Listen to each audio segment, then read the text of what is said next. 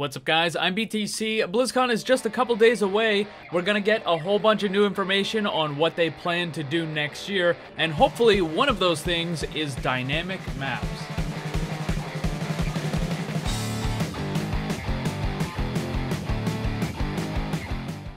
Dynamic elements can add all kinds of new variety, complexity, fun, and of course, all new levels of strategy into maps that we've never had before. But before we get into that, let's talk about BlizzCon.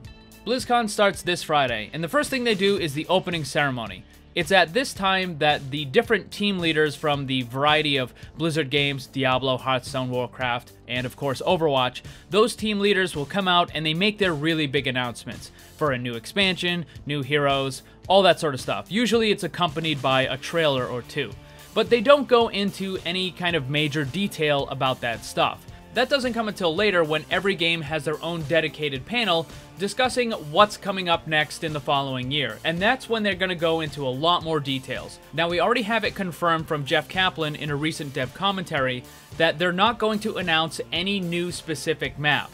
However, that doesn't mean they're not going to talk about what they plan to do with the new maps in the future, because they do this every year, where they talk about where they're going with the new heroes, where they're going with the new maps, new game modes, all that sort of stuff. So even though a new specific map isn't going to be announced, they're definitely going to talk about what they're doing and changing with the existing maps and new maps in the future. One of the things that I really want them to bring up, and that I'm going to talk about now, is new dynamic maps. And you might be asking, well, what exactly is the dynamic map? So something like Hanamura is not dynamic. There's nothing that you can do to actually change the map as you're playing it. You just kind of move through the map.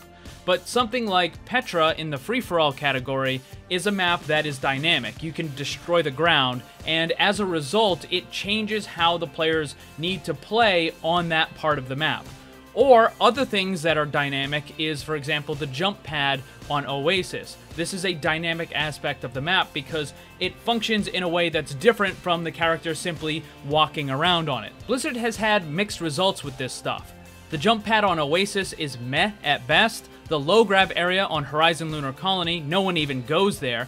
I think it's safe to say that both of those were failures. However, you can take the low grab and put it into a custom match, and it works. You can take those jump pads and put them in a free-for-all map or into the Lucio Ball map, and they work. There are 4 types of dynamic elements. The first is player movement devices. Some examples are jump pads and conveyor belts. The second is movable permanent structures. Examples are the blast shields on Busan that operate automatically on a timer, and also the large doors in the spawn room on Horizon Lunar Colony. The doors on Horizon are operated by a player stepping on a giant button, and while it's not possible to go outside because the force field is in the way, the concept is still there. The third dynamic element is permanent destructibles. The best example of this is the floor in the Petra map that will collapse away as it takes damage. The railings that you find on most maps can also be considered permanent destructibles, but they're more of an annoyance than a map-defining function. The fourth and last is a semi-permanent destructible. There aren't any examples of this type of dynamic element in any of the maps, but the closest thing that would resemble how it would function is similar to Orissa's shield.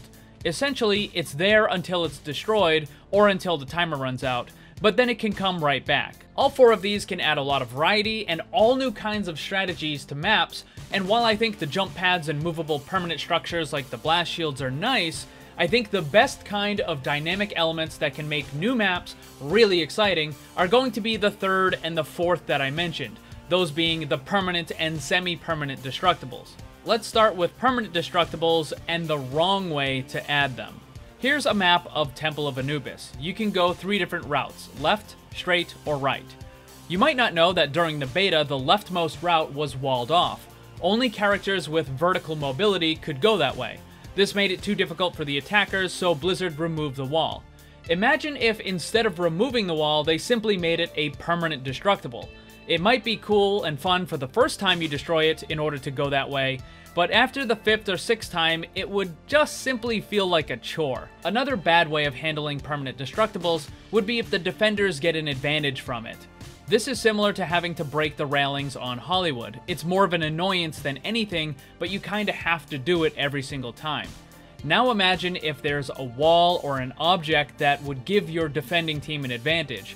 At the start of every single match, your team would have to destroy it. Even if the object in question wasn't able to be attacked until after the match starts, the defenders would still have to go out of their way to destroy it as soon as possible. Again, it would simply be a chore and not something that's fun and interesting. So what's the right way? For attack-defend maps, permanent destructibles will work best when they give only the attackers an advantage. And they must also be considered friendly for the defending players, meaning that the defenders cannot actually damage it. The reason for this is so that you can't have trolls and griefers trying to destroy the map and give the attackers an advantage just because they feel like throwing the match. Let me give you a couple of examples on how to do this the right way. Here again, we're on Temple of Anubis. Let's say that there's a ledge above the capture point that is accessible by the defending players from their spawn. And let's say that there's a staircase or something behind there that gives pretty much the entire defending team access to that ledge. During the course of the map, the attackers could destroy it either by attacking it directly or simply by capturing the point up until a certain threshold. They get the first tick on the capture point, and it causes the ledge to suddenly collapse, making it no longer usable for the defending team. Or maybe they can attack some of the structure on the left and cause the doorway to collapse. This means that the defenders can only exit their spawn from the one side. In this case, it would be on the right. This sort of dynamic element would make future versions of 2 capture point maps a lot more interesting and less prone to the stall tactics that we see quite often on Hanamura, Volskaya, and some of the others. And of course, it doesn't need to be limited to just the second capture point either. Similar things could happen on the first capture point or at any time during one of the payload maps. The attackers are able to destroy parts of the map that either cut off the defenders' reinforcements, or they simply remove tactically advantageous positions and structures. For control maps, permanent destructibles would work even better, because it wouldn't be limited to just one team. Instead, as the match goes on, more and more of the area could get destroyed. The ground is destroyed, leaving dangerous pits that players can fall in. The walls break open, granting new sight lines to the capture point. Ceilings could collapse, pillars could fall over, giving new routes to high ground and other places. And because it's a control map, neither team explicitly gets an advantage or a disadvantage. It would work amazingly. Now let's talk about the semi-permanent destructibles, because I think these could open up even more possibilities, and they might even be easier to implement into the game. In the Overwatch universe, there's already a mechanism that would work for this. The hard light constructs that Symmetra and the Vishkar Corporation use. Imagine having several routes towards an objective, and the attackers are able to press a button and switch it from a bridge on one side, suddenly now it's a bridge on the other side.